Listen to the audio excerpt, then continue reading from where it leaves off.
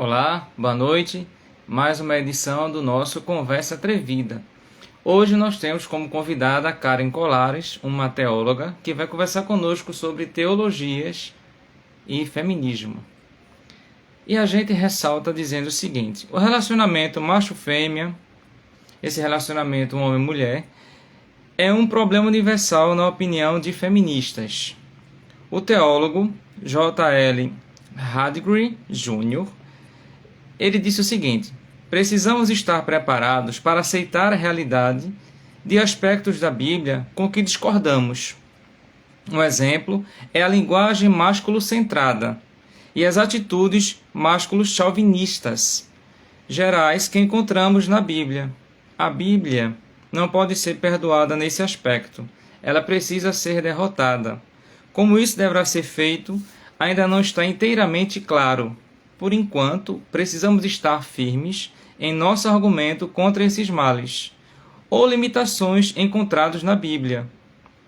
Por exemplo, recusando-nos a usar qualquer uma dessas passagens ofensivas em expressões litúrgicas sem repeti-las em uma linguagem que mostre sua plena valorização das mulheres, bem como dos homens.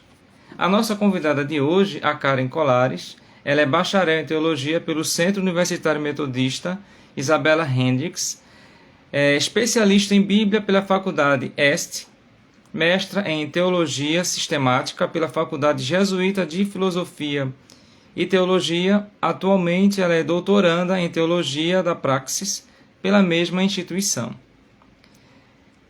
Sua principal área de atuação é a sistemática. Em sua pesquisa doutoral, trabalha questões de gênero em interlocução com hermenêuticas bíblicas. Vamos lá, vamos conversar com ela, vamos chamá-la. Aguardando a Karen para iniciarmos o nosso bate-papo.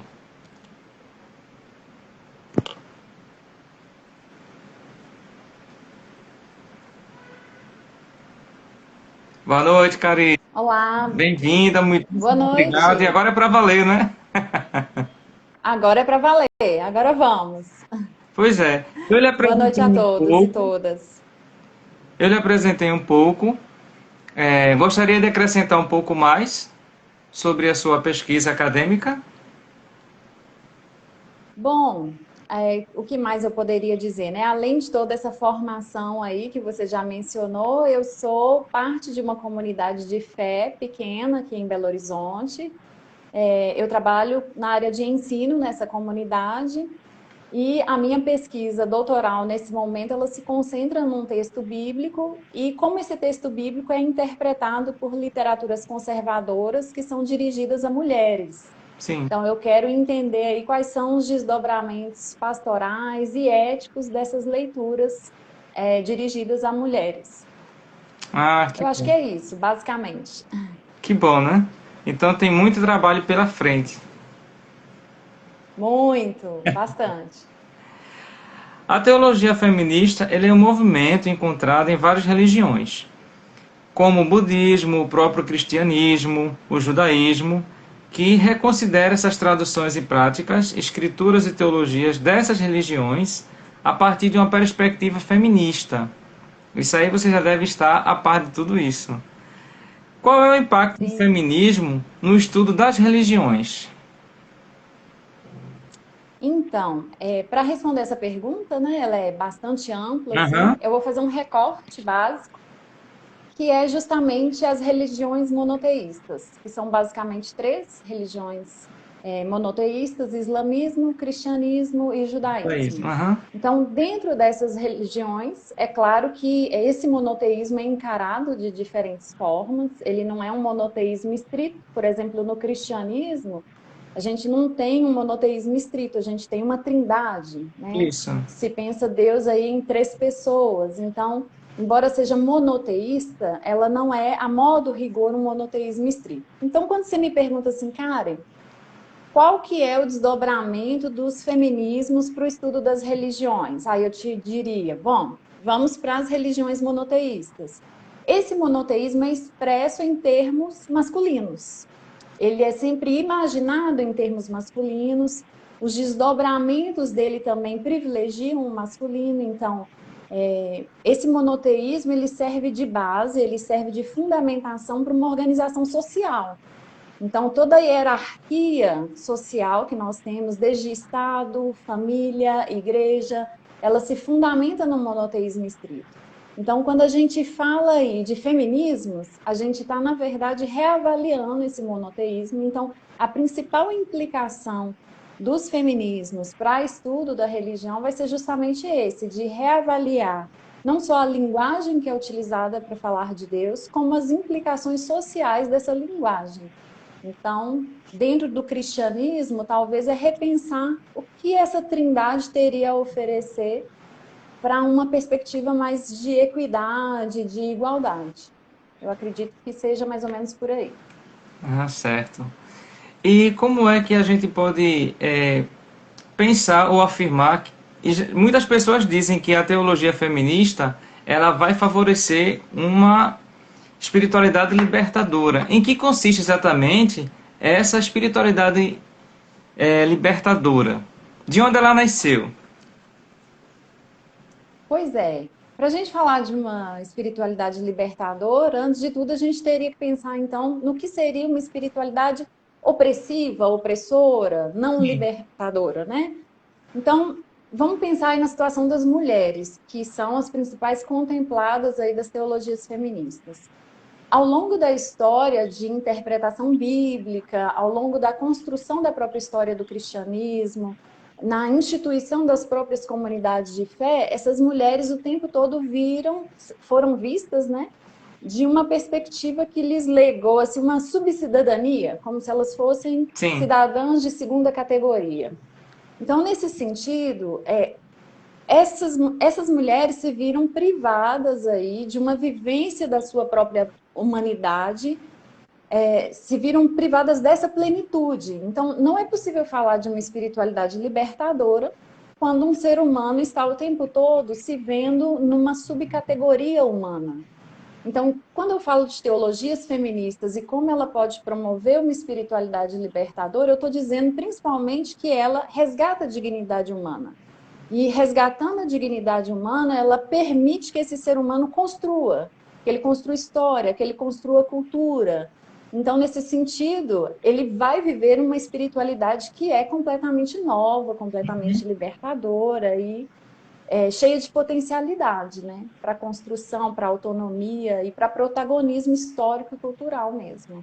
Então, é nesse sentido que as teologias feministas ajudam e tiram essas mulheres ali dos escombros de invisibilidade.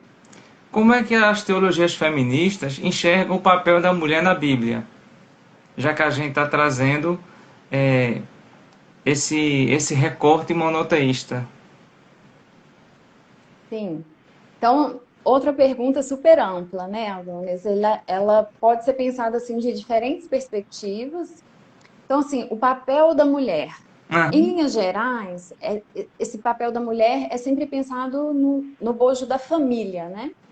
Principalmente dentro da religião, se pensa a mulher como esposa e mãe.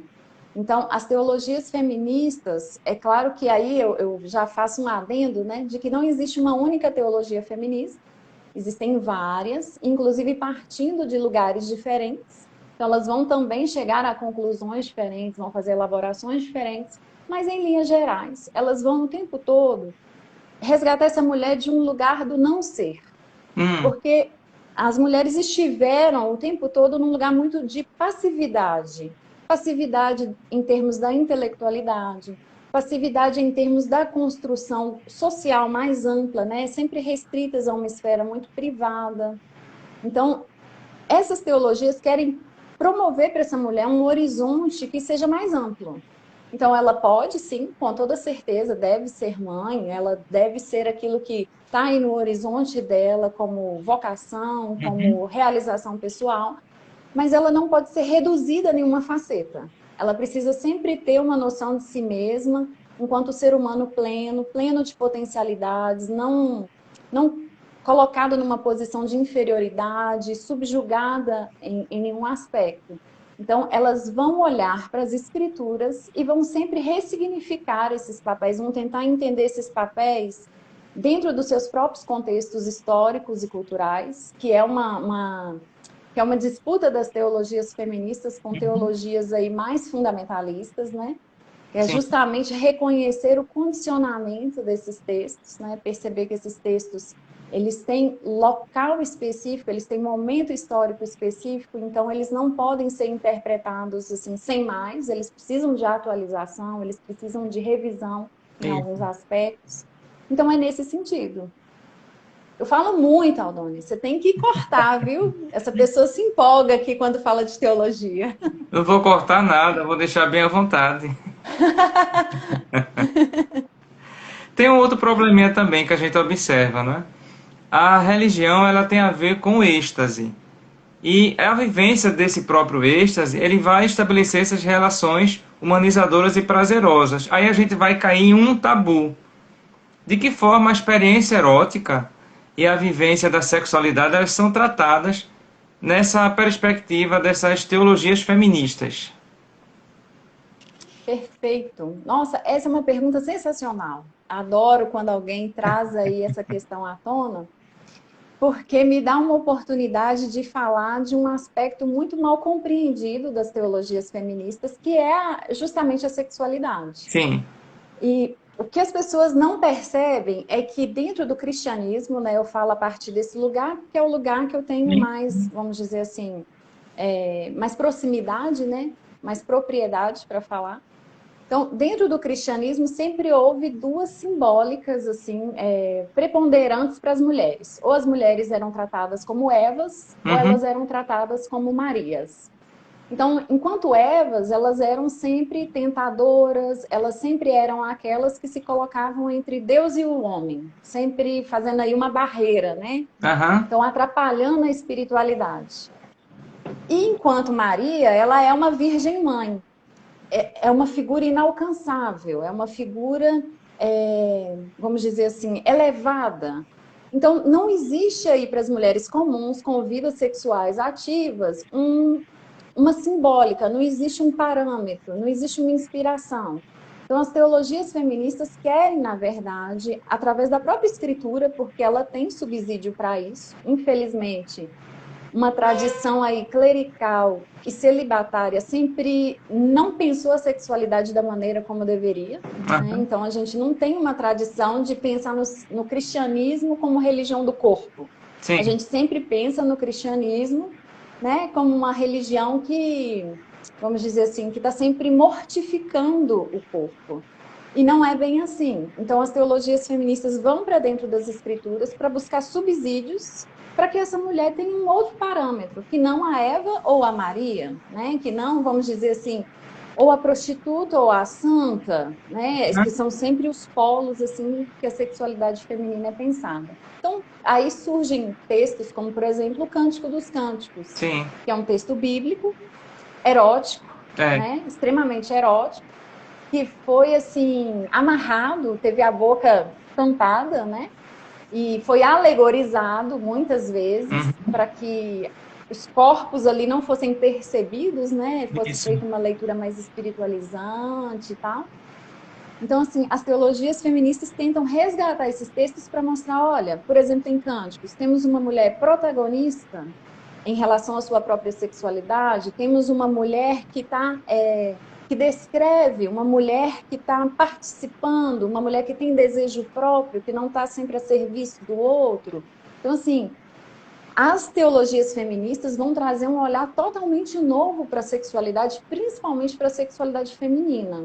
Porque ela vai perceber também que existe aí uma cooptação do corpo feminino para o interesse masculino, seja através da pornografia, seja através de práticas mais drásticas, né, como a prostituição, o tráfico sexual, o abuso sexual e por aí vai. Então, assim, é de fato um novo olhar para o corpo feminino, é sair de fato de dentro de uma tutela e enxergar um ser humano pleno.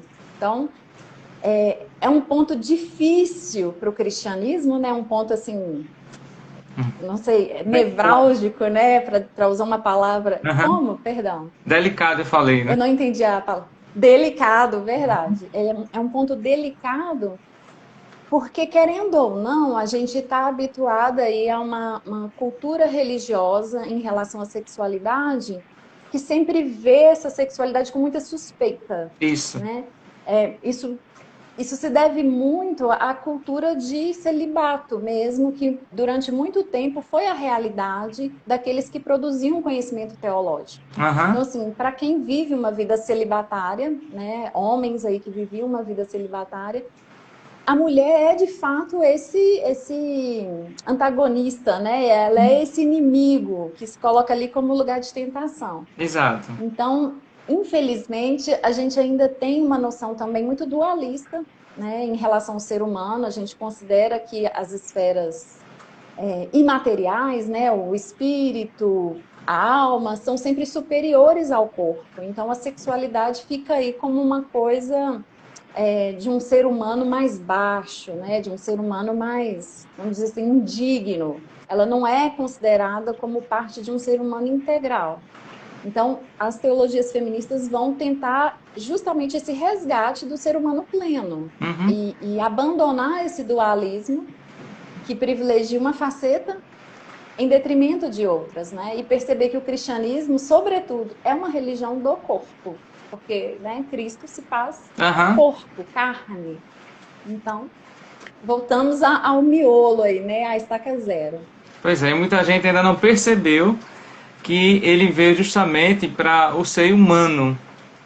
Ele poderia aparecer Sim, sempre no plano divino, se mostrando para a gente, mas não, ele quis mostrar essa experiência humana sem negar a humanidade. Isso é um percurso que a gente ainda sim, verdade. vai ter muita coisa para aprender com ele. E outra coisa também, é, a teologia ela se alimentou muito da filosofia grega. Então, Verdade. na filosofia grega, a mulher vai ocupar sempre um lugar inferior. Esse é um problema seríssimo que Sim, a gente sempre detecta quando começa a estudar os gregos. Ele sempre vai colocar a mulher como um local inferiorizado até de inveja, porque não é homem, né? O absurdo do é pensamento ela vai verdade. ter essa coisa assim que eu acho uma alfinetada em quem se acha muito racional, pensando só de forma ocidentalizada pelo grego. Mas como é que as Verdade. teologias, as teologias feministas, elas vão se comunicar com essas questões LGBTQI+, que é outro problema Então, que Altônia, são negados, aliás, sim, perdão. é, como que funciona, né? Existe aí o conceito de patriarcado, né, que é um conceito básico de estruturação do pensamento teológico feminista. O conceito de patriarcado, ele não é um conceito, como as pessoas imaginam, né, que coloca de maneira antagônica homens e mulheres. Ele é uma percepção de que a sociedade é estruturada de maneira piramidal. Só que essa pirâmide não é de homens sobre mulheres, é de alguns homens Uhum, sobre todas as mulheres e outros homens. aham, Então, veja bem, aí começa uma questão, porque isso é uma reflexão da teologia feminista. Ela vai perceber, então, que esse homem que está num lugar hierárquico significativo, ele é não só homem, como ele é branco, ele é heterossexual e ele é de classe média. Então, nesse sentido, quando você pergunta, né, como que as teologias feministas vão se aproximar da questão LGBTQI+, elas vão justamente privilegiar todos os grupos humanos aí que foram historicamente considerados secundários. Porque ela vai perceber que quem está aí no topo dessa pirâmide é um grupo muito restrito, muito específico. isso. Então, as teologias feministas tangenciam o tempo todo a questão LGBT, só que existe uma linha teológica, vamos dizer assim, específica para tratar questões dessa natureza, que se chama teologia queer, que é um braço aí das teologias feministas, né? Não está propriamente é um desdobramento, vamos dizer assim, das teologias feministas, né? E aí sim, as discussões vão ser mais específicas, mais detalhadas. Mas o tempo todo, toda vez que eu faço uma crítica ao patriarcado, eu estou dizendo de tudo aquilo que tenta o tempo todo se colocar como normativo em detrimento de tudo que não é normativo. Então, é uma teologia que não privilegia apenas mulheres, mas privilegia todos aqueles que não são homens, heterossexuais, brancos e de classe média. Então, ela pensa não apenas em termos de gênero, Sim. mas ela pensa também em termos socioeconômicos, ela pensa também em termos, vamos dizer assim, da própria orientação sexual, não só do gênero especificamente, mas da orientação sexual. Então, o tempo todo ela vai dar tangenciando, embora haja um braço aí específico para falar das questões LGBT. Que bom, né? Que há esse resgate, essa humanização no pensamento teológico. Sim, sim, muitos progressos, viu, Aldones? Muita coisa interessante sendo produzida, muita coisa boa. E, infelizmente, ainda muita coisa por fazer, né? Sim, mas Os projetos humanos são demorados, né? o bom da luta é essa, né? Que a gente vai descobrindo a nossa humanidade, respeitando a humanidade alheia. E aí vai descobrindo outros É caminhos, verdade. outros fazeres, outras pessoas. Pensando assim, quais são as características que a gente pode.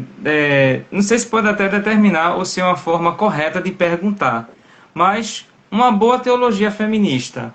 O que elementos precisam ter para que ela seja considerada uma boa teologia que esteja lá no seu corpo doutrinário? Eu pergunto porque muitas vezes existem pensamentos que estão na boca e nas ações de muitas feministas que elas são mais machistas do que tudo. Então, às vezes, eu começo a pensar e digo assim: às vezes não dá para você dialogar com a pessoa e dizer, olha, esse pensamento, essa forma de agir está sendo machista. Você, sem querer, está se desconstruindo. E pensando nisso, é que eu te faço essa questão. Existem elementos que vão formar uma boa teologia feminista? É Então, com outra pergunta super certeza. ampla. E tem. É verdade, mas nós estamos aqui para as amplitudes hoje, já percebi, não tem problema. A vida é feita disso, né? Uhum. Então, veja bem, eu acho que a primeira coisa é entender que feminismo não é femismo. Essa é uma confusão sempre muito comum. É porque o feminismo é justamente esse levantar das mulheres em detrimento dos homens. Então, é esse discurso que mais parece um machismo ao inverso. Então, isso não é feminismo. Todos os feminismos, os bons feminismos, né, os feminismos que entenderam corretamente seus próprios fundamentos filosóficos, seus próprios fundamentos teológicos, inclusive, eles vão perceber que feminismo é um discurso por igualdade. Então, toda vez que eu desdobro alguma coisa sobre mulheres, eu estou desdobrando implicitamente algo sobre os homens. Se eu estou realocando o lugar das mulheres na sociedade, eu estou também promovendo um realocar do lugar dos homens. Sim. Então, toda teologia feminista que se preze, ela precisa ter esse equilíbrio de entender que ela não luta por um sobrepujar das mulheres sobre os homens. Que, na verdade, tudo que ela constrói, que ela promove, está o tempo todo tornando a sociedade mais equânime. Ela não está privilegiando só o lugar das mulheres, ela está, na verdade, também libertando os homens, porque o patriarcado, né, essa estrutura piramidal aí, Uhum. ela não oprime só mulheres, Sim. ela oprime homens também. Porque os homens precisam performar, né, um papel específico que também os priva de plena humanidade. Uhum. Então, vamos dar um exemplo, né? Vamos tornar a coisa prática aí. Quando eu digo que apenas mulheres são seres emocionais e homens são seres intelectuais, eu estou privando esses homens da possibilidade de pedir ajuda, da possibilidade de serem vulneráveis, Isso. da possibilidade de se emocionarem e de toda a sensibilidade que é humana, né? E não necessariamente feminina. Uhum. Então, a articulação feminista, ela faz justamente isso. Ela traz uma equidade que traz um bem viver não apenas para mulheres, mas para homens também. Então, é o primeiro ponto que toda teologia feminista se preze e deve perceber, que Uhum. ela não articula para inverter a opressão. Ela articula justamente para produzir um outro tipo de sociedade, um outro mundo possível, né? Vamos dizer assim. Esse é um primeiro ponto. Um segundo ponto que eu acho assim muito interessante, que pode soar não como um princípio teológico, mas, né, alguns teólogos já têm defendido isso como princípio teológico, é doçura. É a doçura das elaborações, porque, querendo ou não, quem está numa frente assim de luta, de tentativa de resistir à injustiça, à violência, acaba se endurecendo, acaba se encrudecendo, eu acho que eu embolei essa palavra aí. Tá, Mas vamos lá, se endurecendo. sim. E eu acho que falta um pouco, às vezes, de doçura nas elaborações para ouvir, porque quem é o oposto, né? Quem se opõe às ideias, tem um porquê, tem uma história, tem motivos. Isso. Então, falta um pouco de equilíbrio. Então, toda teologia feminista que se preze, ela precisa aprender a respeitar os ambientes nos quais ela está inserida. Ela precisa aprender a respeitar as tradições para as quais ela está produzindo crítica. Aham. Respeitar as pessoas que vivem aquela realidade durante tantos anos. Então, eu acho que falta esse meio termo. As elaborações, às vezes, são muito extremadas, sabe? Tanto de um lado quanto do outro, né? Tanto do lado de quem quer conservar, quanto do lado de quem quer desconstruir, de quem quer promover um pensamento mais progressista. Então, falta um pouco dessa doçura, dessa leveza, assim. Então, eu acredito que tanto um elemento quanto o outro compõem uma boa teologia feminista. E, por último, assim, como acadêmica, eu defendo que as pessoas devam falar daquilo que entendem, entende? Eu tenho percebido muito, assim, pessoas que assumem lugares de fala sobre feminismo e sobre teologias feministas, que não são fiéis pesquisadoras assim das escrituras, que são fiéis pesquisadoras das teologias. Eu acho que precisa ser uma crítica, mas uma crítica bem informada, uma crítica que parta de um lugar consistente, que parta de um lugar assim bem construído. Crítica por crítica, né? A gente já está cheio dela por aí, Pois não é. precisamos mais não. Esses três, assim, eu consideraria. Mas é um problema sério. A Universidade do Achismo, ela tem unidades em todos os lugares. Adorei. Então você vai ver pessoas que, Muito boa quando você essa. começa a conversar sobre os fundamentos, ela não tem. Mas ela acha que Sim, deveria ser porque acredita que, baseado em quê? Aí pegou essa sim. criatura numa encruzilhada. Mas vamos continuar no horizonte da amplitude, em linhas gerais.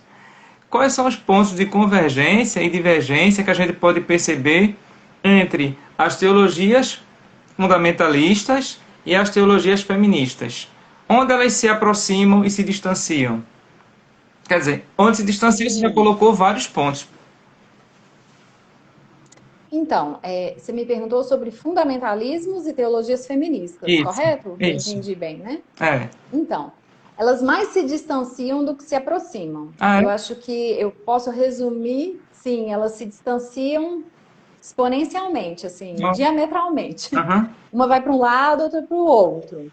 E é justamente essa briga, né? Porque aqui no Brasil nós temos comunidades de fé que são compostas por leituras e tradições fundamentalistas. Sim. Então, qualquer leitura feminista é muito mal recebida. O simples nome feminismo já causa assim, um arrepio, né, para muitas lideranças religiosas, para muitos Aham. cristãos. E a gente sabe, né, que tem lá seus motivos também. Existem a falta de doçura da parte de algumas militâncias que causa isso. Mas qual que é o distanciamento e qual que é a aproximação entre fundamentalismo, né, leituras fundamentalistas e leituras feministas?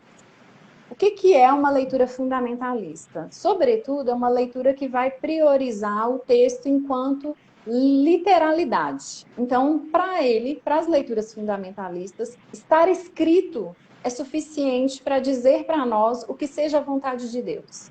Então, são pessoas fundamentalistas que geralmente vão dizer assim: nós fazemos isso porque está escrito. Estar Uhum. escrito é, né, a base, é suficiente. Então, é um método de leitura, é uma maneira de ver as escrituras. E, nesse sentido, os fundamentalistas nos tendem muito mais a uma bibliolatria. Hum, a um ver o livro pelo livro. E ao invés de perceber que esse livro é, na verdade, registro de um evento. Ele não é um fim em si mesmo. Ele aponta, ele é como uma placa apontando para uma experiência que continua viva, que continua passível de encontrar cada indivíduo por aí. Então, essas são leituras fundamentalistas. Então, nesse sentido, eles vão para dentro do texto e não percebem que esse texto tem ali suas contingências culturais, históricas, sociais, que ele é constituído num tempo muito localizado. Então, simplesmente estar escrito, a literalidade vai oferecer para as pessoas o que seja a vontade de Deus. As leituras feministas vão na contramão desse tipo de leitura.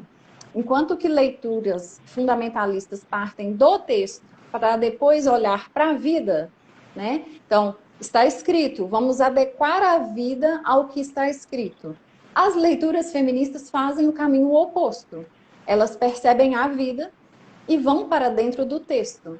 Então, é uma tentativa muito mais de privilegiar a situação, a vida, uma situação equânime para as mulheres. Então, vamos para dentro desse texto com este intuito.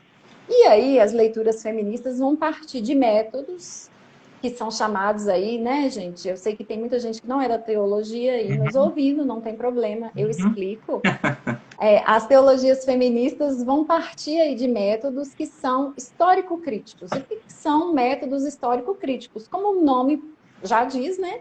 São métodos que consideram muito a história e que fazem crítica do próprio texto, enquanto literatura, enquanto texto condicionado e por aí vai. Então, perceba, elas estão em pontas completamente diferentes. aham. As leituras que a gente ouve nas comunidades de fé, né, pelo nosso Brasil varonil, são basicamente fundamentalistas. São leituras que vão para o texto e se preocupam com a literalidade do texto e acham que isso é suficiente, sem muita consideração do contexto. Em que contexto isso é dito? Em que contexto esse texto é elaborado?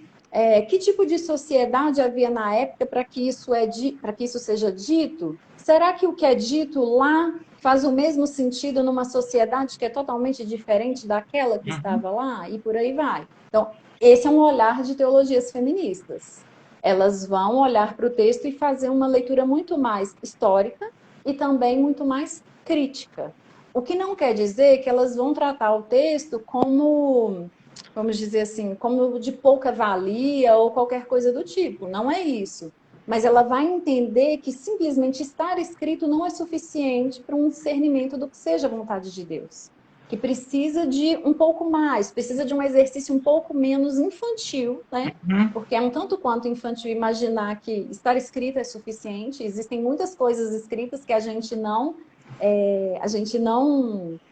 pratica, né? A gente nem dá muita atenção porque a gente diz, isso aqui não é muito relevante. A gente já faz esse julgamento. Mas quando alguém diz para fazer esse julgamento, a gente acha esquisito. A gente olha assim e fala assim, mas que estranho, né? Eu vou julgar o que está escrito que é viável para mim agora e o que não é. Mas a gente faz isso o tempo todo, de maneira intuitiva, né? Só que as teologias feministas assumem esse lugar. Elas dizem, não, nós vamos fazer uma leitura histórica e crítica, e uma leitura que, sendo histórica e crítica, ela privilegie as mulheres. Ela privilegia tirar essas mulheres da invisibilidade. Ela se pergunta, por exemplo, será que na formação dos textos existiam mulheres ali que estavam presentes e que participaram dos processos, mas que estão invisíveis nos textos? Será que esse privilégio do masculino ali está presente dentro da própria constituição do texto? Está presente nas traduções desse texto? Está presente na história da igreja? Na configuração da própria igreja? E por aí vai. É uma leitura histórica e também muito crítica. Uhum. Então, ela se distancia muito, muito, muito das leituras fundamentalistas. Interessante. E como o corpo ele vai ser tratado pelas teologias feministas? O corpo que é Então, objeto de tanta crítica, tanto celibato, tanta capa, tanto conceito, como ele é tratado verdade. pelas teologias feministas? Eu sei que eu estou colocando sempre as perguntas de maneira bem ampla, porque muita gente ainda não conhece muito sobre as teologias feministas. É uma forma das pessoas irem se apropriando dos conceitos aos poucos. Por isso eu peço até Ah, desculpas por perfeito. essa forma assim mais aberta de falar, de jogar sempre a pergunta ampla, que é justamente para dar essa ideia inicial. Esse Mas você pontapé está inicial. fazendo uma coisa maravilhosa para quem gosta de falar. Dá uma pergunta ampla para uma pessoa que gosta de conversar. Eu vou navegar aqui em muitas esferas diferentes. Que bom. Então, adoro perguntas amplas.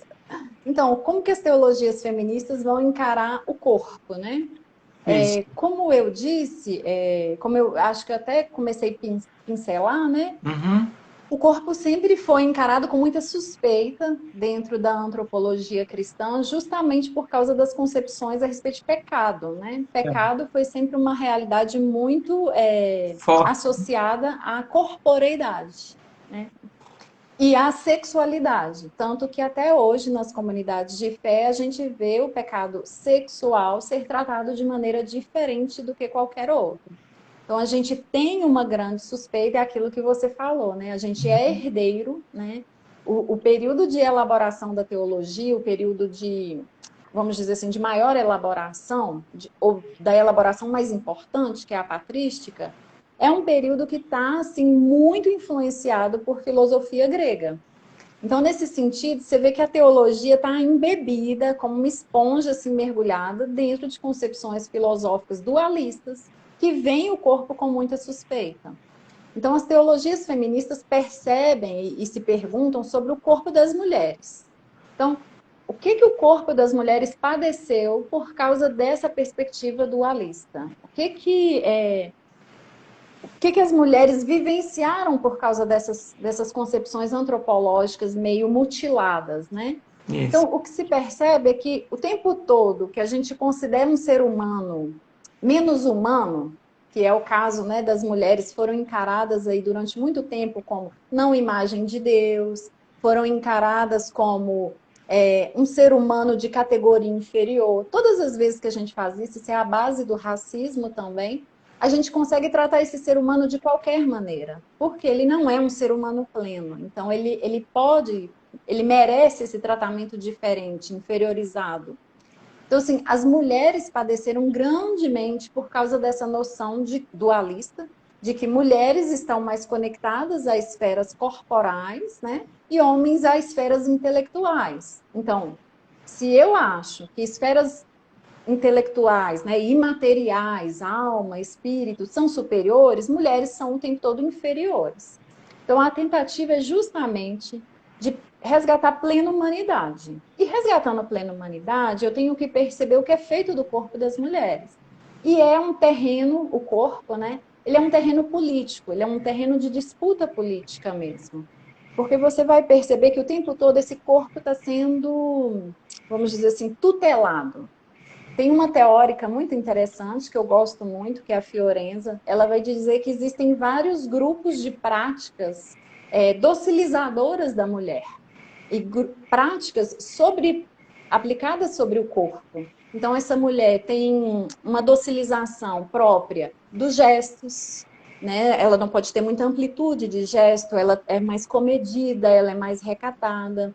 Existe um comedimento da voz, então tem um tom de voz, tem um tom da risada, existe um comedimento do vestir, existe um comedimento do lugar onde ela vai estar, existe uma imensa tutela sobre o corpo dessa mulher, que vai conferir para ela o tempo todo uma moldura espacial, emocional, de comportamento mesmo. Então, assim, é perceber o que as teologias feministas fazem com o corpo é perceber o que aconteceu com o corpo das mulheres na história do cristianismo.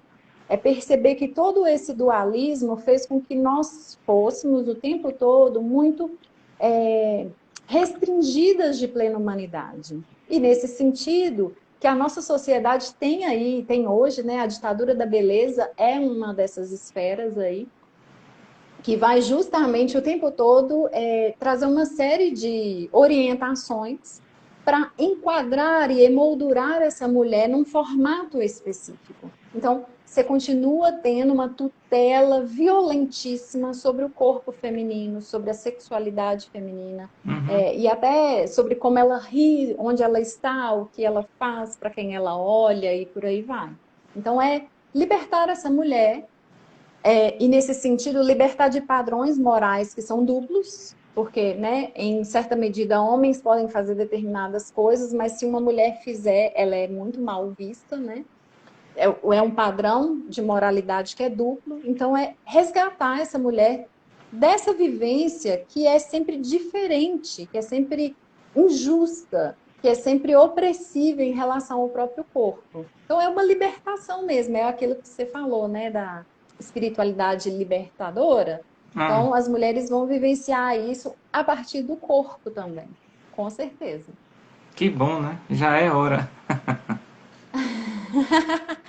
Já não é sem tempo, com Pois é. certeza. A Sor Juana Inês de la Cruz, ela disse assim: ela estuda e discute e ensina, e assim ela serve a sua fé.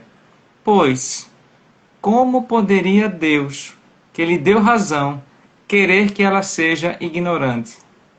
Isso a gente estende com relação ao próprio corpo. Como é que ela não pode vivenciar as emoções que seu corpo pode lhe proporcionar? Isso é uma verdadeira Sim, libertação nesse sentido, não é? Eu tinha separado, com toda certeza. eu tinha separado uma outra pergunta que eu estava vendo aqui agora, qual seria o papel de Eva? Mas aí você já falou antes, não é? Então, talvez eu poderia só complementar Sim. dizendo que Eva, ela no período da Idade Média, ela sofreu aí a imagem de Eva, né? Ela sofreu uma certa universalização. Então, as mulheres em geral começaram a ser encaradas como Evas. E Ah, nesse sentido, vem aí uma suspeita moral sobre as mulheres, no sentido de que a mulher não tem um juízo que possa ser executado sem tutela. Então, ela ah, precisa o sim. tempo todo de alguém para orientá-la, porque, afinal de contas, ela é a porta de entrada do mal no mundo, né? Uhum. Então, nesse sentido, essa visão universalizante da Eva faz com que mulheres sejam sempre encaradas com certa suspeita moral. Então, Eva, infelizmente, está sendo muito mal utilizada aí dentro da história de interpretação, porque é uma história de interpretação, sobretudo androcêntrica, né? Centrada no masculino, infelizmente. Eu não lembro agora o nome da autora, mas ela tem um livro interessante, talvez eu até me recorde daqui para o final do nosso bate-papo. É Mulheres Sobreviventes e Guerreiras. Nesse livro, a autora, que é uma pesquisadora, no final da live eu vou colocar na descrição. Ela vai trazer justamente essas Evas, esses papéis, que ela vai mostrando como a mulher foi sendo encarada até mais ou menos os dias de hoje. É muito interessante, ela mostra justamente isso, que algumas mulheres precisavam dessa tutela. Ela não poderia ser mulher se ela não tivesse um homem que dissesse que ela era mulher. Ela não poderia ter direito se não tivesse um homem que dissesse, não, essa pessoa tem direito de ser essa pessoa, mas enquadrada. Não poderia ter a Sim. liberdade de ser quem quisesse, né? E o interessante disso que você está falando, Aldonis, é que esse é o ambiente social dos escritos bíblicos. Uhum. Os escritos bíblicos, né, falando aí de Novo Testamento, por exemplo, né? O Novo Testamento é escrito dentro de uma sociedade que é patriarcal. E patriarcal aí não é uma definição ideológica, é uma definição sociológica. Então, a sociedade é organizada em termos do pai. Então, uma mulher estava sempre conectada ao pai, ao marido ou ao irmão. Tanto que quando a gente vai ler Bíblia, né, as genealogias são patrilineares. Elas são sempre referenciadas, né, organizadas em relação às figuras masculinas, com raríssimas exceções, como Mateus, por exemplo, né, que é um arranjo teológico específico, mas com raríssimas exceções é sempre voltado para o masculino.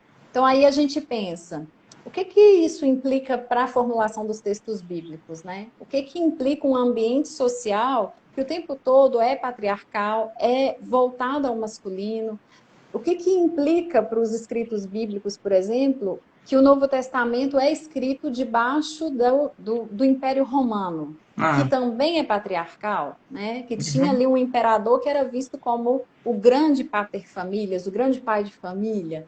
Então, o que que isso implica para a ordenação da casa? O que que isso implicou para a ordenação da comunidade de fé? Como isso foi absorvido pelos autores do Novo Testamento, ou quando isso não foi absorvido, foi criticado por eles. Então, assim, é muito importante perceber essa contingência aí, que está presente também nos textos bíblicos. Hum, interessante. E é bom porque a gente vai desconstruindo, né? Alguns olhares. Ou se vai. A gente tem alguns temas como racismo, etnocentrismo, misoginia, patriarcalismo.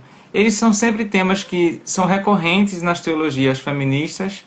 Elas estão sempre trabalhando esses temas e elas vão levar para que caminho?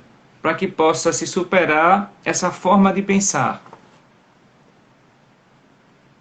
Então, aí muitas categorias, né? Você falou de Sim. etnocentrismo, do patriarcalismo, Porque esses são etnocentrismo, os que não mais sei ficam se, né? bombardeando, né? As teologias feministas. Sim. É porque, querendo ou não, tendo em vista que se reconhece uma estruturação piramidal, se reconhece também que essa estruturação é não apenas em torno de um homem branco, hétero, de classe média, mas que também de um homem que é colonizador. Uhum. Então, em grande medida, a maneira como o cristianismo nos chega, ela é um tanto quanto etnocêntrica, ela privilegia, né, culturas específicas em detrimento daquelas que já estavam aqui. Então, é uma crítica, os feminismos são uma crítica muito ampla, inclusive da colonização do pensamento. Então, é uma tentativa também, né? Como que vai se resolver aí todas essas questões? É claro que é uma Sim. construção ampla, paulatina, mas, sobretudo, em produzir, em perceber em que medida o pensamento está colonizado de fato, em que medida existe aí apenas repetição de discursos teológicos, não existe elaboração que seja o que a gente chamaria de autóctone, né? Uma elaboração própria, nativa, nossa. E como que a gente pode começar a pensar as escrituras a partir do nosso próprio contexto, das nossas próprias realidades, ao invés de só repetir dogmáticas e sistemáticas que são importadas para nós. O quanto isso tem a ver com a América Latina, né? O quanto isso tem a ver com as realidades que a gente encara aqui. Uhum. Em muitos momentos tem pouquíssimo a ver, né? Ah, Até as categorias em que as teologias são construídas, elas são muito distantes do povo brasileiro. Então, assim, acho que um remédio muito bacana, assim, para resolver a questão etnocêntrica, para resolver a questão dessa colonização do pensamento, é justamente começar a produzir material que venha do chão da vida, material que efetivamente considere as nossas realidades, né? Que efetivamente considere que existe uma vida que precisa de respostas em relação, que precisa de respostas desse texto, que não é simplesmente repetir esse texto para a vida. Esse texto, falando de Novo Testamento, está no século I. Nós estamos no 21. Existe uma distância temporal aí gigantesca. Como que a gente vai fazer essa ponte, né? uhum. É um exercício aí muito complexo, mas muito necessário também. Sim, sim, complexo demais. Então, pensando nisso e afunilando um pouquinho, que visão de justiça as teologias feministas trazem e defendem? Olha, como eu elaborei em torno do patriarcado, né, em termos dessa estruturação piramidal, Sim. uma concepção de justiça que seria interessante aí, e dentro de concepções feministas, é justamente construir de maneira mais horizontal, Ah, mais sim. democrática. A própria democracia, né, em termos políticos e religiosos também, né, o que eu acho que é até mais difícil, porque você percebe que hierarquias variadas são desconstruídas, mas quando a gente vai para o ambiente religioso, ele ainda é extremamente hierárquico. É. Ele é extremamente masculino e centrado no masculino. Eu até vi um meme hoje, achei muito interessante, que alguém dizia, né? por que que mulheres não podem ser ordenadas pastoras? E aí vinha um gráfico dizendo porque elas são menos capazes intelectualmente, porque elas são muito voláteis emocionalmente, porque os homens não querem. E aí, porque os homens não querem ocupava todo o gráfico. E no final das contas é justamente isso que acontece, né? Os ambientes religiosos são muito mais hierárquicos do que quaisquer outros.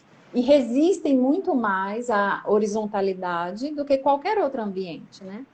Então, uma definição de justiça que seja assim, suficiente para as teologias feministas, ela leva em consideração uma construção mais comunitária, né? Eu acho que aí eu poderia citar Paulo, né? Paulo de Tarso, já citei uma teórica contemporânea, né? Moderna e contemporânea, eu vou citar então Paulo, para dizer que a gente não citou um autor bíblico. Paulo vai dizer em Gálatas 3:28, que é um texto assim, áureo para as reflexões feministas, né?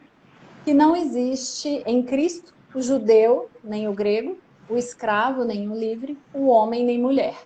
Então, ele vai tornar todas as categorias que serviam para divisões naquela época, divisões muito restritivas mesmo, Uhum. né? Você vê uma restrição étnica, Isso. judeu e grego, uma restrição sexual, homem e mulher, e uma restrição de classe, né? O escravo e o livre. Então, ele vai pegar todas as pertenças que são importantes naquela época e que separava pessoas e que diziam quais eram as pessoas importantes e quais eram as pessoas não importantes. E ele vai dizer, olha, em Cristo não existe nenhuma dessas categorias. Essas categorias não é que elas não existam, mas elas perdem a sua importância enquanto categorias de pertença. Pertencer a Cristo é mais importante do que todas elas. Então, esse é um conceito de justiça que cabe muito bem para as teologias feministas. Perceber que em Cristo, aquilo que separa, distingue, aquilo que elege superiores e inferiores, precisa cair por terra, que é justamente isso que acontece na comunidade de fé, na horizontalidade da comunidade. Essas separações se diluem. É um percurso também muito longo, né? Sim, muito. Muitos desafios pela frente aí, né? A gente poderia pensar em como se dá essa conceituação da divindade e essa elaboração da cristologia na teologia feminista quer e pós-colonial.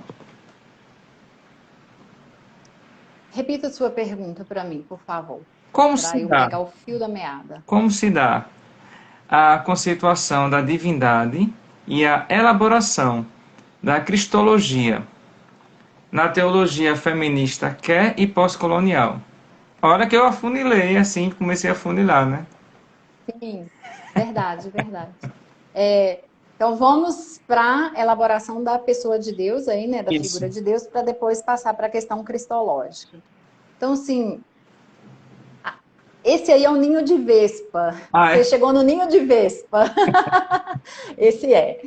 Porque todas as vezes que a gente se refere a Deus, nós nos referimos a Deus em termos masculinos. Isso. Há alguns anos atrás, né, teve aí um best-seller que é A Cabana. Aham. E na cabana, a Trindade era retratada e o Espírito Santo era retratado em termos de uma mulher. E isso gerou uma grande, né, um grande frenesi, as pessoas ficaram agitadas justamente porque a divindade foi retratada em termos femininos, e isso era inconcebível. Então, assim, quando a gente fala da elaboração sobre Deus, né, como que a teologia feminista vai repensar essa questão da pessoa de Deus? Primeiro, ela vai perceber que falar de gênero em Deus é algo um tanto quanto deslocado. Uhum. Porque tem dois elementos. Primeiro, porque Deus, dentro do cristianismo, ele é espírito. É o primeiro ponto. Então, ele não caberia em nenhuma categoria sexual. Segundo ponto, porque as categorias sexuais, elas dizem sempre respeito da criação. Então, é a criação que precisa se reproduzir e ela precisa, então, de sexos diferentes. Então, nesse sentido, falar de sexo em Deus é um contrassenso. Deus não se reproduz. Uhum. Então, por que raios me partam? Nós pensamos Deus o tempo todo como homem. né? Por que que, embora a gente saiba que Deus é espírito, que Deus não se reproduz, então ele não precisa de categorias, né, sexuais, por que que a gente pensa nele como homem e nunca, em nenhum momento, a gente permita o uso de uma metáfora feminina? Justamente por causa dos ambientes nos quais os textos bíblicos se formam, são ambientes patriarcais, por causa da história de interpretação e de elaboração dos textos, né, que são ambientes centrados no masculino, de novo, e por causa da própria estruturação eclesial que também privilegia o masculino. Então, vamos pensar aí, as figuras que nós temos massivamente, a gente usa massivamente para se referir a Deus. Deus é rei, Deus é pastor, Deus é senhor, Deus é pai. Mas você não percebeu aí nenhuma figura feminina. Porque os autores bíblicos estão num momento histórico, social mesmo, em que eles têm referências diante deles que são masculinas. Isso não quer dizer que falar de Deus por meio dessas metáforas o esgote. Deus é muito mais do que o uso dessas metáforas. Todas elas são aproximações. Então quer dizer que eu posso usar estas e posso usar várias outras. Então, assim como Deus não é efetivamente, né, uma rocha, como o salmista vai dizer, né, que Deus é uma rocha, um rochedo, uma fortaleza, um escudo, a gente entende que todos esses usos são metafóricos. Então, por que a gente não entende que o uso sexual também é metafórico? Ele é metafórico, ele não diz de Deus no seu ser. Então, assim, as teologias feministas vão perceber muito que existe aí um uso metafórico, um uso não exaustivo, né? Então, isso não diz da totalidade de quem Deus é. Isso aí é só um apontamento, uma aproximação, e uma aproximação historicamente situada. Então, é uma aproximação que é possível dentro de um ambiente social específico. O que não quer dizer que eu, hoje, num outro ambiente social, possa perceber Deus com diferentes metáforas, porque Deus é sempre um mistério. Nesse sentido, eu acho que ainda a imagem que a Cabana usou é bem interessante, porque Deus é sempre essa miragem que não está disponível, ela não pode ser capturada, ela não pode ser aprisionada, né? Está sempre ali disponível, mas na hora que você acha que você alcançou, não está lá. Então, nesse sentido, existe uma multiplicidade de possibilidades de linguagem para se falar de Deus. Então, esse é um primeiro ponto, né, com relação à pessoa de Deus, efetivamente.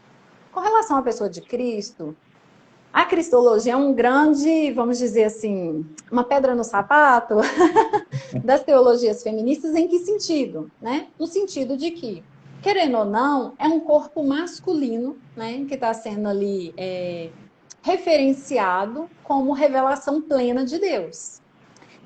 Então, a tentativa é justamente perceber essa cristologia, talvez, aí, por um olhar paulino, né? Porque Paulo vai conseguir perceber que muito mais do que eleger um corpo masculino como referência de imitação, o que está sendo eleito em Cristo como referência de imitação é a plena humanidade.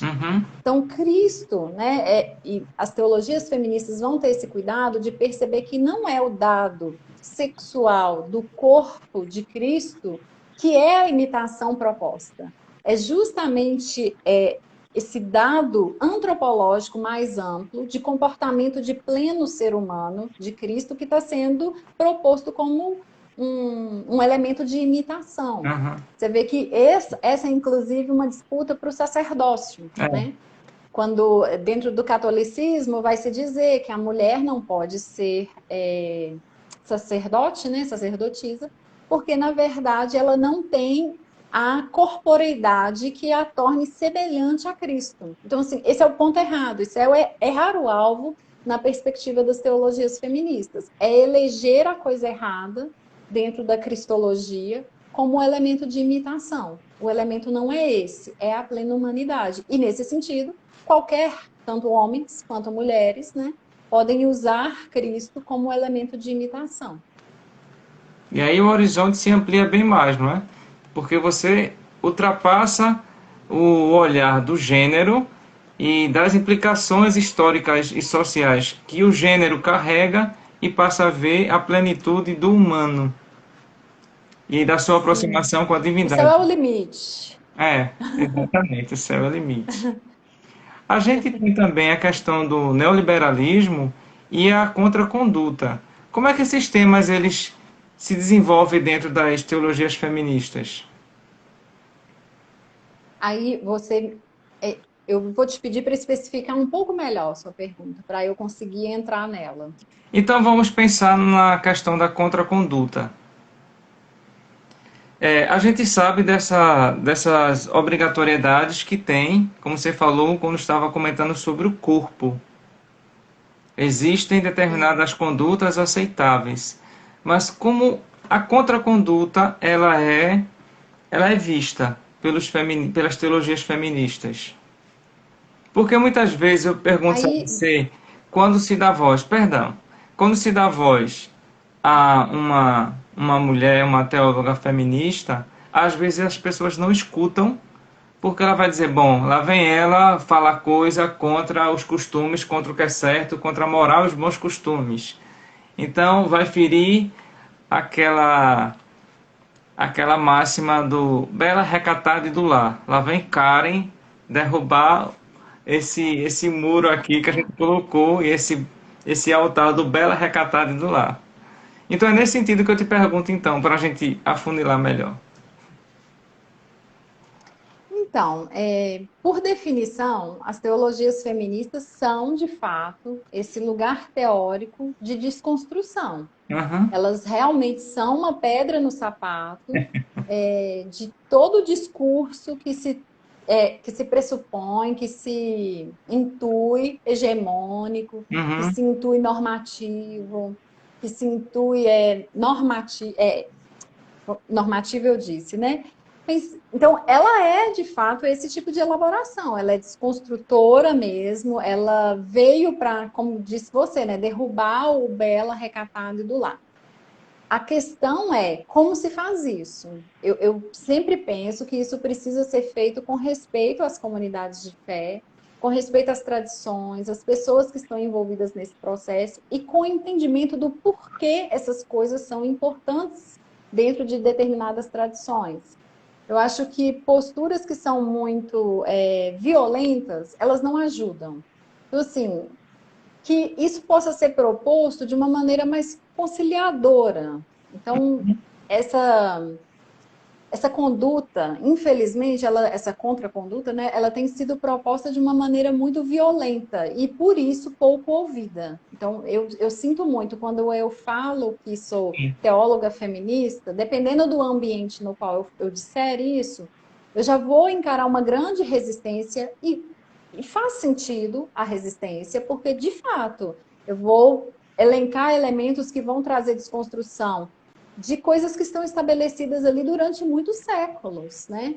De coisas que vão mexer na estrutura daquela comunidade de fé, que vão mexer na maneira como as pessoas se relacionam em termos do matrimônio, que uhum. vão mexer na maneira como essas mulheres e homens encaram a vida profissional, como eles encaram a vida emocional. Então, eu entendo que isso caia como um desafio para as comunidades de fé. No entanto, a gente deve se perguntar se o evangelho tem servido para promover equidade, se Uhum. ele tem servido, né, nas nossas proclamações aí, para promover justiça, ou se ele nada mais é do que uma proclamação de estereótipos de gênero. Porque é isso que eu percebo nas comunidades de fé. Elas são proclamadoras de estereotipias. Mulheres são assim, homens são assim. E ela centra nisso a sua proclamação. Então, assim, precisa, de fato, de um demover dessa posição. Então, embora eu sugira sempre a doçura no trato com Sim. as pessoas e com as realidades, eu acho também que precisa haver certas mudanças.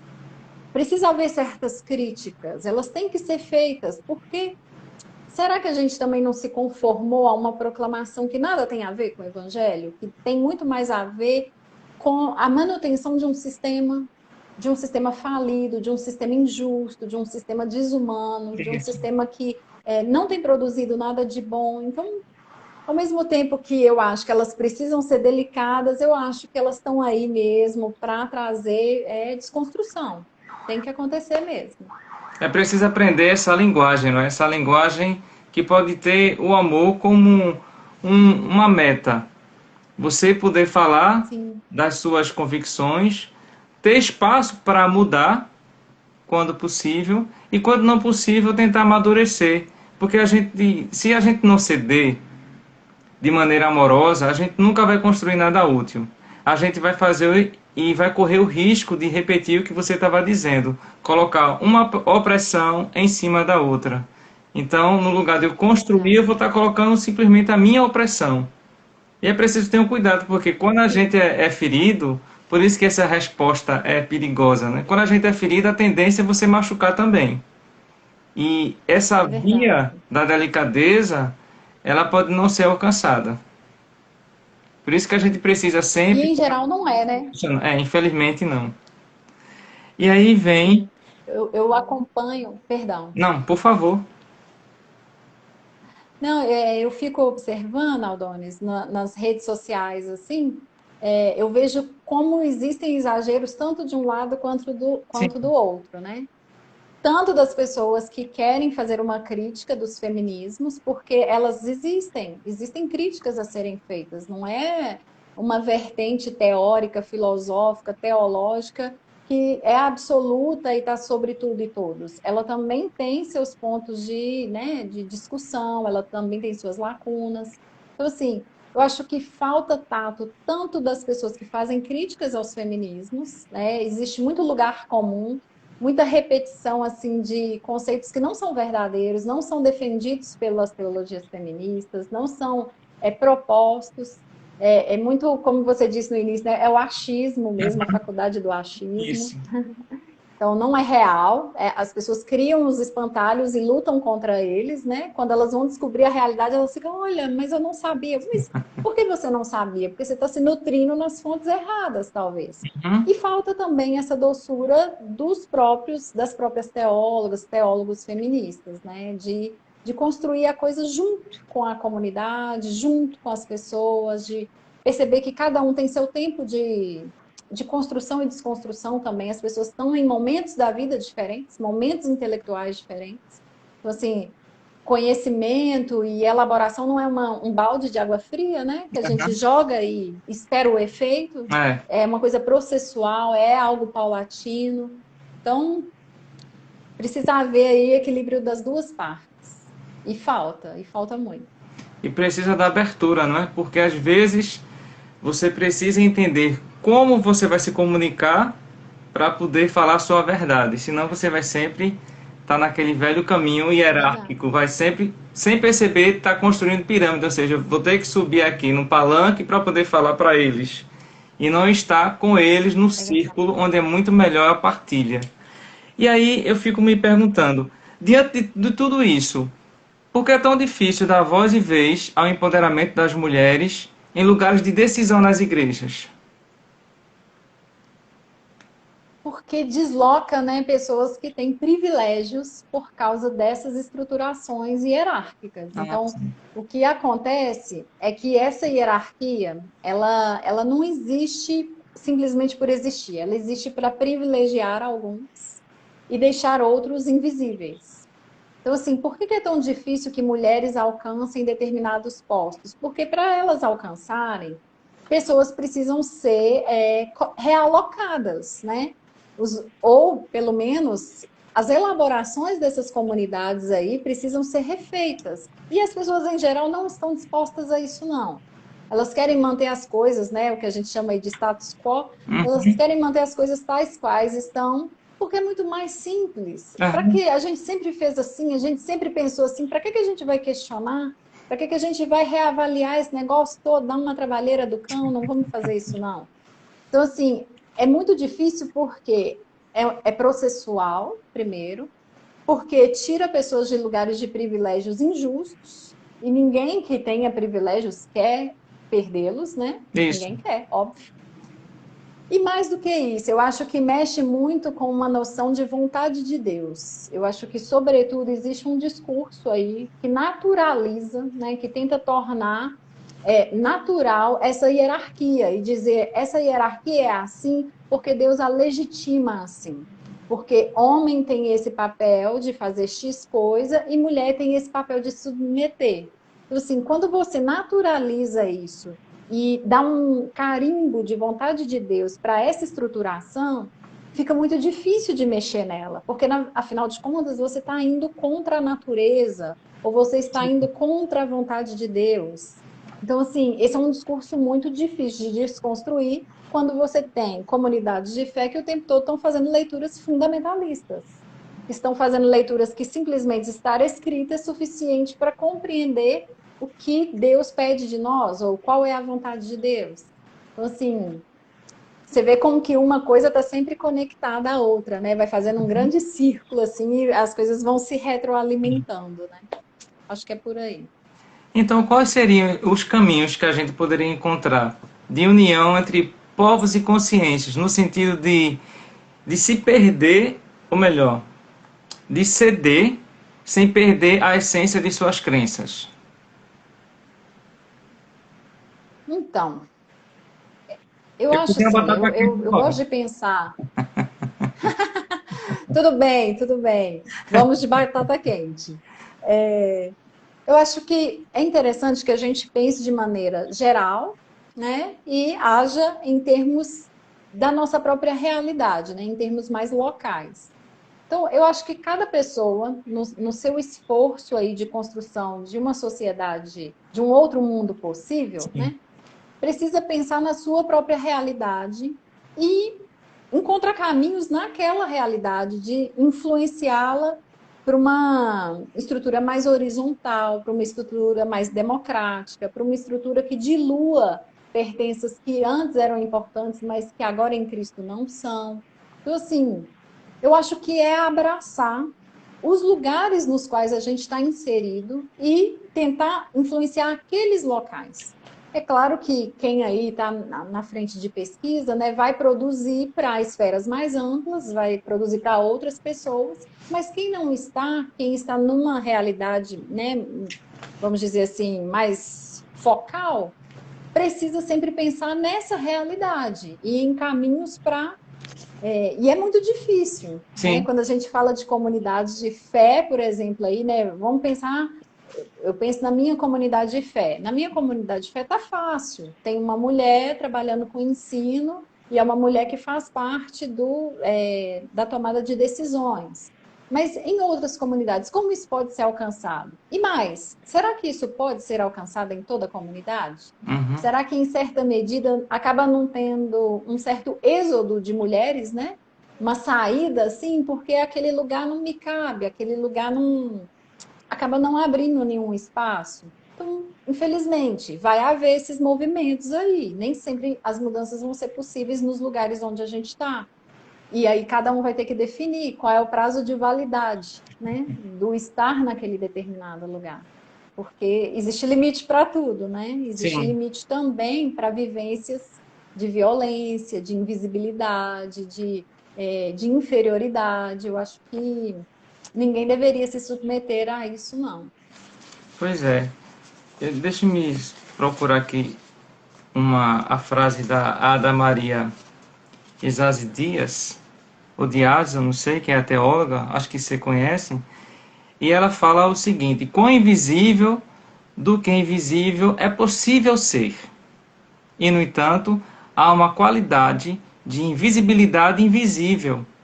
Invisibilidade invisível tem a ver com pessoas que nem sequer sabem que não te conhecem. Então, isso é uma provocação muito grande que ela faz, porque dentro da própria invisibilidade, ainda há aqueles que, nesse contexto, ainda não conhecem. É uma provocação que Sim. ela E, nos leva, não é? e mais do que isso, né? Tem gente que nem sabe que foi, que está sendo invisibilizado. Nem sabe que poderia fazer outras coisas, ter outros potenciais e promover outras mudanças, né? Isso que é pior, é não se reconhecer numa Isso. determinada posição, então você não tem condição de lutar contra ela, você não tem, você nem sente a necessidade de fazer qualquer coisa a respeito, né? Pois é. Se eu soubesse cantar, eu traria Padre Zezinho, que ele disse assim: tenho irmão, tenho irmãs aos milhões, Em outras religiões, pensamos diferente, oramos diferente, louvamos diferente, mas numa coisa nós somos iguais. Buscamos o mesmo Deus, amamos o mesmo Pai, queremos o mesmo céu, choramos os mesmos ais. Tenho irmão, tenho irmãs aos milhões, em outras religiões. Falamos diferente, cantamos diferente, pregamos diferente, mas numa coisa nós somos iguais. Buscamos o mesmo amor, queremos a mesma luz, sofremos a mesma dor, levamos a mesma cruz. Um dia, talvez, quem sabe, um dia, talvez, quem sabe, um dia, talvez, quem sabe, descobriremos que somos iguais. Irmão vai ouvir irmão, e todos se abraçarão nos braços do mesmo Deus, nos ombros do mesmo Pai. Então, caríssima, essa música eu acho perfeita, porque mesmo ela colocando Deus como Pai, é uma forma da gente entender Deus, mas não quer dizer que Deus seja do gênero masculino. A gente precisa entender essa humanidade que todo mundo está inserido. Então, perdão porque não sou cantor, mas queria mostrar que através dessa união que a gente possa ter com as religiões, entre cristãos um diálogo ecumênico e entre outras um diálogo super possível, mas o diálogo do caminho do respeito, e que a gente possa entender as teologias feministas. Muito obrigado por seu tempo, obrigado por seu conhecimento, pela partilha que a gente teve agora. Eu acredito que muita gente ficou surpreso com alguns elementos das teologias feministas que não conhecia. E geralmente eu peço você dar uma mensagenzinha para coroar esse momento. Então, eu gosto de terminar essas falas assim, sempre com esperança. Eu acho assim que o cenário às vezes pode se mostrar muito desanimador em Sim. algumas, né, algumas esferas, em alguns momentos. No entanto, as coisas hoje são muito diferentes do que foram há alguns anos. Então, Uhum. pessoas lutaram e pessoas conseguiram muitos avanços, e eu acho que é sempre um parâmetro para a gente se nortear e saber que dias melhores podem vir. Sim. Então, que a gente ainda vê realidades assim muito injustas, muito ruins, muito hierarquizadas. No entanto, é preciso esperançar. Então, eu termino assim. Obrigado, tenha boa noite e que a gente possa esperançar juntos, para que a gente possa construir um mundo cada Imagina. vez melhor. Obrigada eu pela oportunidade, por estar aqui com vocês. Foi muito bom. Obrigado, caríssima. Tenha uma boa noite e até breve. Boa noite. Se Deus quiser. Até breve. Até. Tchau, tchau. Bom Tchau, descanso. tchau. Obrigada, até. Até. Tchau, tchau. Nós acabamos de conversar com a teóloga Karen Colares e ela falou um pouco sobre as teologias feministas e essa relação entre teologias e feminismos. Muitíssimo obrigado por sua presença e a gente se encontra no próximo Conversa Atrevida. Até breve.